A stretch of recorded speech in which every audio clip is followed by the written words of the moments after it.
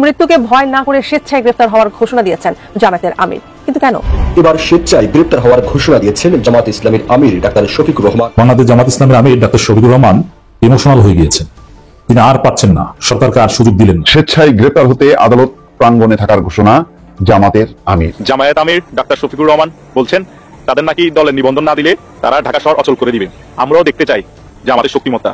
আসসালামু আলাইকুম সম্মানিত প্রিয় দর্শক, আশা করি সকলে অনেক ভালো আছেন। এবার কিন্তু আদালত প্রাঙ্গণ থেকে গ্রেপ্তার হচ্ছেন জামায়াতের আমির ডক্টর শফিকুর রহমান। কিন্তু কেন, কি এমন হয়ে গেছে জামায়াতের সঙ্গে যার কারণে গ্রেপ্তার করা হচ্ছে জামায়াতের আমির ডক্টর শফিকুর রহমানকে? নাকি অন্য কোনো দলের চক্রান্ত রয়েছে এখানে? হ্যাঁ দর্শক, সেটারই কিন্তু বিস্তারিত আজকে আপনাদের একেবারে প্রমাণ সহ দেখাবো আমরা। এছাড়াও আরো দেখাবো বর্তমান রাজনীতির প্রেক্ষাপটে জামায়াতের অবস্থান কি এই মুহূর্তে। তাই দর্শক, আপনাকে বিনীত অনুরোধ করবো আমাদের আজকের এই গুরুত্বপূর্ণ ভিডিওটি একটু না টেনে একেবারে সম্পূর্ণ দেখবেন, তবেই কিন্তু আপনি ভিডিওর একেবারে বিস্তারিত ভালো করে বুঝতে পারবেন। তবে তার আগে বলেন দর্শক, আপনি যদি আমাদের চ্যানেলে নতুন হয়ে থাকেন তবে অবশ্যই চ্যানেলটি সাবস্ক্রাইব করে ভিডিওতে একটি লাইক দিবেন। তাহলে চলুন দর্শক, আপনার গুরুত্বপূর্ণ সময়টুকু আর নষ্ট না করে আমরা পর্যায়ক্রমে সেই গুরুত্বপূর্ণ ভিডিওগুলি দেখে আসি আগে। দলের নেতাকর্মীদের জন্য বুক ফুলিয়ে আশ্বাস হয়তো অনেকেই দিয়েছে, কিন্তু দলের নেতা কারাগারে তাই দলপ্রধান নিজেও স্বেচ্ছা কারাবরণ করেছে কিংবা করবে এমন হয়েছে কি কখনো? হয়তো না। কিন্তু এবার লাল সবুজের বাংলাদেশে এমন ঘোষণা একটি রাজনৈতিক দল প্রধানের। কারাবন্দী নেতা এটিএম আজহারুল ইসলামের মুক্তির দাবিতে স্বেচ্ছায় গ্রেপ্তার হওয়ার ঘোষণা দিয়েছেন জামায়াত ইসলামী আমির ডক্টর শফিকুর রহমান। এজন্য 25 ফেব্রুয়ারি আদালত প্রাঙ্গণে হাজির থাকবেন তিনি। বৃহস্পতিবার বিকেল 5টায় নিজের ভেরিফাইড ফেসবুক পেজে দেয়া এক পোস্টে ঘোষণা দেন জামায়াত আমির। দলীয় সহকর্মী ও দেশবাসীর উদ্দেশ্যে জামায়াত আমির লিখেছেন, ফ্যাসিবাদের নিষ্ঠুর জুলুমের শিকার মজলুম জননেতা এটিএম আজহারুল ইসলাম এখনো বন্দী রয়েছেন। একে একে সব জাতীয় নেতৃবৃন্দ মুক্তি পেলেও তিনি বৈষম্য জুলুমের শিকার হয়ে বন্দী জীবনের কঠিন বোঝা বহন করে চলেছেন। তাকে কারাগারে রেখে বাইরে অবস্থান করা আমার পক্ষে আর একেবারেই সম্ভব নয়। আমরা সরকারকে যথেষ্ট সময় দিয়েছি। জামায়াত আমির আরো লিখেছেন, এই জুলুমের প্রতিবাদে এবং এটিএম আজহারুল ইসলামের মুক্তির দাবিতে আমি নিজে গ্রেফতার হওয়ার জন্য 25 ফেব্রুয়ারি 2025 তারিখে আদালত প্রাঙ্গণে হাজির থাকব। আইন মন্ত্রণালয় এবং স্বরাষ্ট্র মন্ত্রণালয় আমাকে গ্রেফতার করে কারাগারে পাঠানোর ব্যবস্থা গ্রহণ করবে। বিরোধী অপরাধের মামলায় আন্তর্জাতিক অপরাধ ট্রাইব্যুনাল এটিএম আজহারুল ইসলামকে মৃত্যুদণ্ডের রায় দেন। মৃত্যুদণ্ডের রায় পুনর্বিবেচনায় চেয়ে তিনি 2020 সালের 19 জুলাই আপিল বিভাগে আবেদন করেছিলেন। এই পুনর্বিবেচনার আবেদন শুনানির জন্য 20 ফেব্রুয়ারি তারিখ ধার্য ছিল, কিন্তু শুনানি হয়নি। এরপর পরই জামায়াতের আমির স্বেচ্ছায় কারাবন্দী হওয়ার ঘোষণা দিয়েছেন। এটিএম আজহারুলের মুক্তির দাবিতে গেল মঙ্গলবার বিকেলে রাজধানীর পুরানা পল্টন মোড়ে বিক্ষোভ সমাবেশ ও মিছিল করে জামায়াত। ওই সমাবেশে প্রধান অতিথির বক্তব্যে সরকারকে ধৈর্যের পরীক্ষা না নিতে অনুরোধ জানিয়েছিলেন জামায়াত আমির। অনন্ত হাসান মাসুদ, বাংলা টিভি, ঢাকা।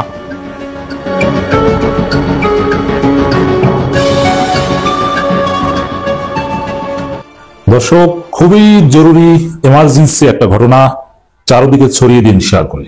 রাজনীতিতে অবাক করা কিছু ঘটতে পারে, অঘটন ঘটতে পারে। আমিরে জামাত, বাংলাদেশ জামাত ইসলামের আমির ডাক্তার শফিকুর রহমান ইমোশনাল হয়ে গিয়েছেন। তিনি আর পাচ্ছেন না, সরকারকে আর সুযোগ দিলেন না। এবার ঘটনা ঘটবেন দর্শক। কি ঘোষণা দিয়েছে শুনলে অবাক হবেন।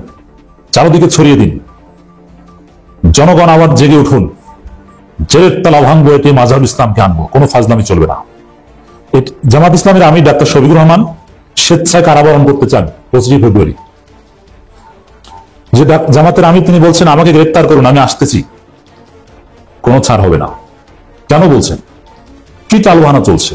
কোন দিকে যাচ্ছে পরিস্থিতি? দর্শক আসুন আমরা সবাই মিলে জেগে উঠি, জনগণকে জাগিয়ে তুলি। আর এক বিন্দু পরিমাণ ছাড় দেওয়া হবে না।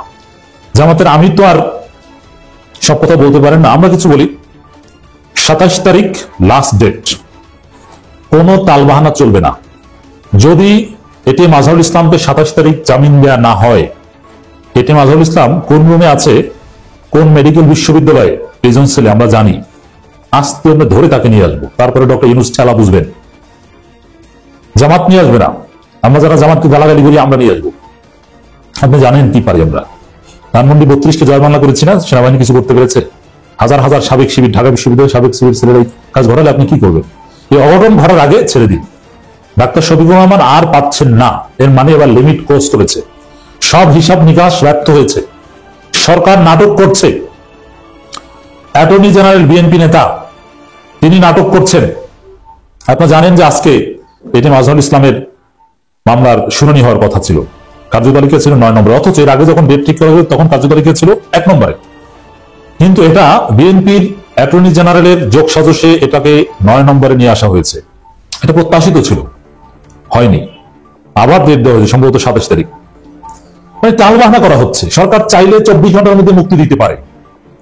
অত এই যে টালবাহানা, এটা আমিরে জামাত আর নিতে পারেন। হ্যাঁ, এটা আমিরে জামাতের অদক্ষতা, সময় থাকতে ঘটনা ঘটাননি, এখন কষ্ট হচ্ছে, কিন্তু না, ঘটাতে হবে, নো এক্সকিউজ।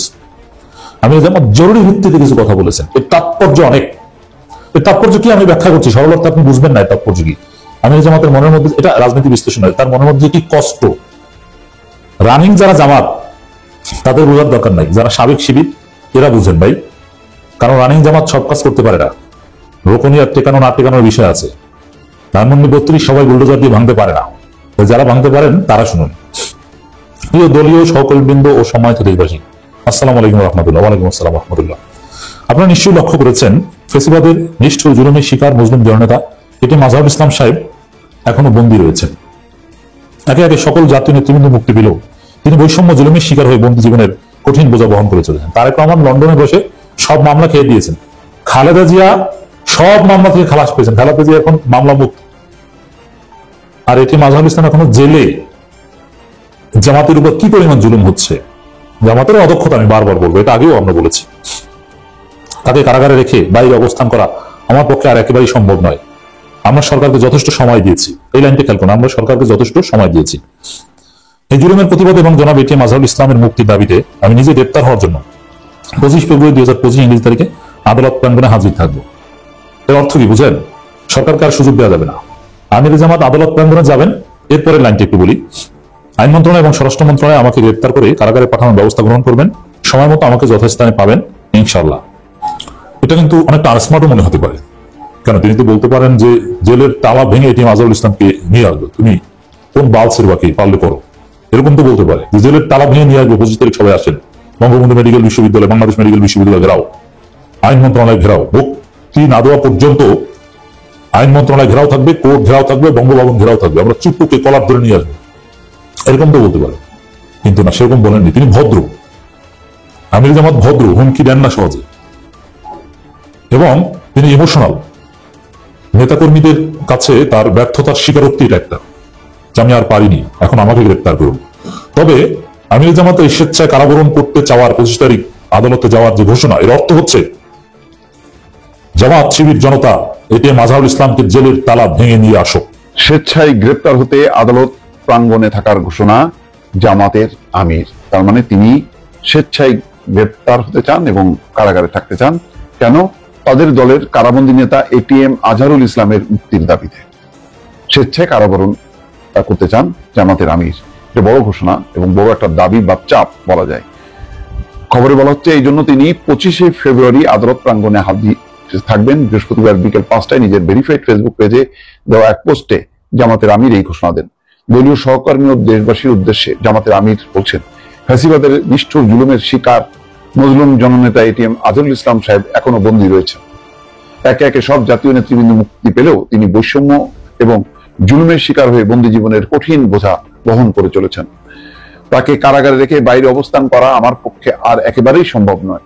আমরা সরকারকে যথেষ্ট সময় দিয়েছি। জামাতের আমির লিখেছেন, এই জুলুমের প্রতিবাদে এবং এটিএম আজহারুল ইসলামের মুক্তির দাবিতে আমি নিজে গ্রেপ্তার হওয়ার জন্য 25 ফেব্রুয়ারি 2025 তারিখে আদালত প্রাঙ্গণে হাজির থাকব। আইন মন্ত্রণালয়, স্বরাষ্ট্র মন্ত্রণালয় আমাকে গ্রেপ্তার করে কারাগারে পাঠানোর ব্যবস্থা গ্রহণ করবে। সময় মতো আমাকে যথাস্থানে পাবে ইনশাল্লাহ। মুক্তিযুদ্ধের সময় মানবতা বিরোধী অপরাধের মামলায় আন্তর্জাতিক অপরাধ ট্রাইব্যুনালে এটিএম আজহারুল ইসলামকে মৃত্যুদণ্ডের রায় দেন। মৃত্যুদণ্ডের রায় পুনর্বিবেচনা চেয়ে 2020 সালের 19 জুলাই আপিল বিভাগে আবেদন করেন। শুনানির জন্য দিন ধার্য ছিল। এদিন যদি শুনানি হতো তাহলে হয়তো জামাতের মতে যে একটা ন্যায় বিচার পেত এবং তিনি মুক্তি পেতেন। যেহেতু সেটি হয়নি শুনানি, সেই কারণে ক্ষুব্ধ হয়ে জামাতের আমির ঘোষণা করছেন যে তিনি নিজে 25 তারিখে হাজির থাকবেন। এটি আজহারুল ইসলামের মুক্তির দাবিতে গত মঙ্গলবার বিকেলে রাজধানীর পুরানা পল্টন মোড়ে বিক্ষোভ সমাবেশ ও মিছিল করে জামাত। ওই সমাবেশে প্রধান অতিথির বক্তব্যে জামাতের আমির সরকারকে ধৈর্যের পরীক্ষা না নিতে অনুরোধ জানান। কোন জিনিস এখনো আজহারুল ইসলামকে আটকে রাখতে বাধ্য করেছে, সেই প্রশ্ন তুলে শফিকুর রহমান বলেন, আমরা ভদ্র বোকা নই, ভদ্রতাকে কেউ দুর্বলতা মনে করেন। জামাত 15.5 বছর কোনো অপশক্তির কাছে মাথা নত করেনি, জীবন দিয়েছে তবু আপোষ করেনি। জামাত নেতাদের ফাঁসির কাস্টে নেওয়ার আগেও নানা প্রস্তাব এসেছিল, ওইসব প্রস্তাব পায়ের নিচে ফেলে দিয়েছেন। যাক, একটা ক্ষোভ বিক্ষোভ থেকে তিনি কথা বলছেন। আর এইটা একটা বলা যায় চূড়ান্ত ঘোষণা যে বাংলাদেশের রাজনীতিবিদরা সাধারণত এরকম ঘোষণা করেন না, যে স্বেচ্ছায় কারাবরণ, সেই অ্যানাউন্সমেন্টটা কিন্তু তিনি আজকে দিলেন। ফলে রাজনৈতিক অঙ্গনে বেশ চাঞ্চল্য যেমন তৈরি হলো, এটা সত্য। আবার সরকারের উপরেও কিন্তু নাড়াচাড়া পড়বে এবং চাপ পড়বে, কেননা এই পরিবর্তিত পরিস্থিতিতে এখন যুদ্ধাপরাধের বিচার হবে, ওই তার মৃত্যুদণ্ড বহাল হবে, এটি একেবারে অসম্ভব, অবাস্তব।